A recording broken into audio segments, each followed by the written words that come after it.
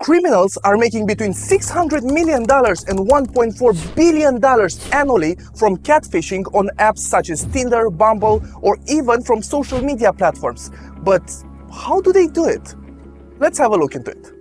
Love, romance, mating, whatever you want to call it, or whatever species you identify as, this is arguably the secret engine that revs and pushes every single one of us on our path to become an intergalactic species. It doesn't have to be this dramatic though. We have all been through that confusing phase of online dating, downloading Tinder, creating a profile, and swiping left and right through an endless sea of attractive people. Then you keep checking your DMs every chance you get, hoping that that special person texted you back, but to no avail. Or maybe that's just me.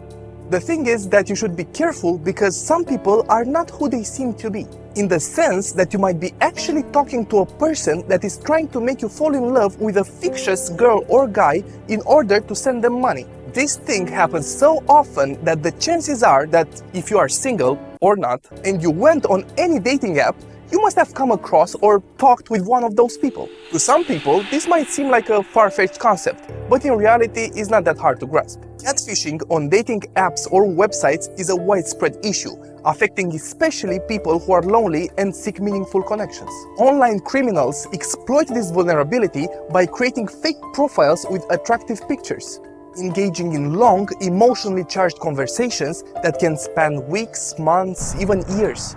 These catfishers are master manipulators, carefully listening to every single word their victims say, and responding in ways that make them feel understood, valued, and cared for, which taps into their longing for intimacy and companionship. As the conversation progresses, the catfishers often make excuses for why they can't meet in person, for seemingly plausible reasons. This prolonged interaction builds trust and deepens the emotional connection, making the victim more willing to overlook any red flags. Psychologically, this manipulation targets the intense need for validation and love that unfortunately many lonely people experience. By acting like a person who truly cares, the catfishers create the illusion of a possible future together, only to eventually exploit this trust to extract money. The impact is devastating, leaving the victims not only financially drained, but also emotionally broken, as the hope for a real relationship is shattered. This is absolutely heart-shattering. But the question is, who are actually the girls or guys that those criminals are masquerading as? And where are those pictures from? The thing is that those pictures are of real-life people whose personal accounts, like those from Google, Meta, Apple, or Samsung, have been hacked, and images, videos, even text messages stolen. These criminals operate on various shady websites and groups, where hacked personal accounts of unsuspecting men or women are shared. Once these accounts are compromised, the criminals gain access to private photos or videos, which they use to create fake profiles on dating websites. Within these groups, the term unsaturated is used to describe photos and videos that haven't been widely circulated amongst scammers, making them more effective for catfishing. If too many criminals use the same images, it becomes less convincing. So there's a constant demand for this type of content. To avoid this issue, some criminals hack the accounts themselves or buy them directly, ensuring that they have unique material that hasn't been overused by others. This allows them to deceive their victims more effectively without the risk of someone else using the same identity at the same time. Another thing that really doesn't help is that technology is a double-edged sword. We have all seen fake AI pictures with Donald Trump smoking the devil's lettuce on Joe Rogan's podcast, and even the not-so-disturbing videos of Will Smith eating spaghetti.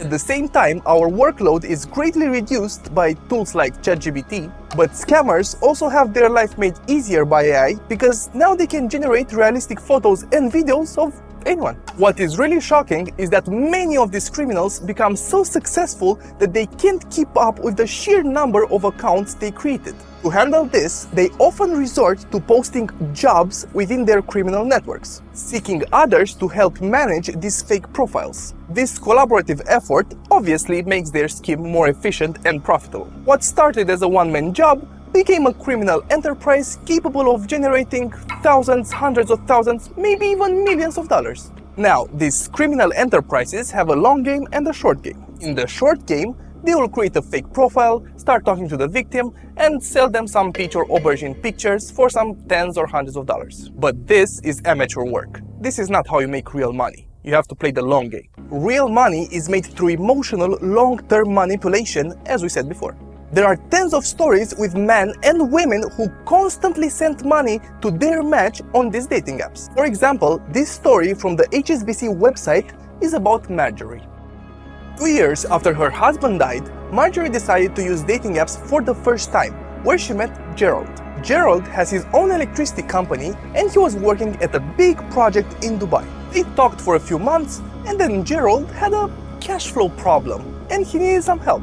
He sent Marjorie a check of £2 million in his name that he can cash out after the project is finished, his passport and other pieces of evidence that will show that he will give her the money back. She sent him around £100,000 and then Gerald ghosted her. It sounds silly and you might think that you could never fall for this.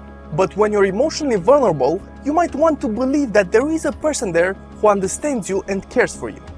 As you can see, this is a very lucrative business, with the ultimate goal of completely deceiving the victim and draining from them every single penny they have. To put it into perspective, let's have a look at some statistics. 1 in 10 profiles is estimated to be fake, with 48% of online daters reported being contacted by someone with a fake profile. And 78% of catfishing scams are women. At the same time, the average age of catfishing victims is 40 years old. 36% of the people who have been catfished experienced financial loss as a result, with catfishing overall costing the American victims a staggering $304 million. Let's just make a quick assumption about Tinder, who has 75 million monthly active users. 1 in 10 accounts is fake, so 7.5 million fake accounts. Let's say they have a success rate of 1%, which is definitely more, but for the sake of the argument. That means 75,000 people sending them money.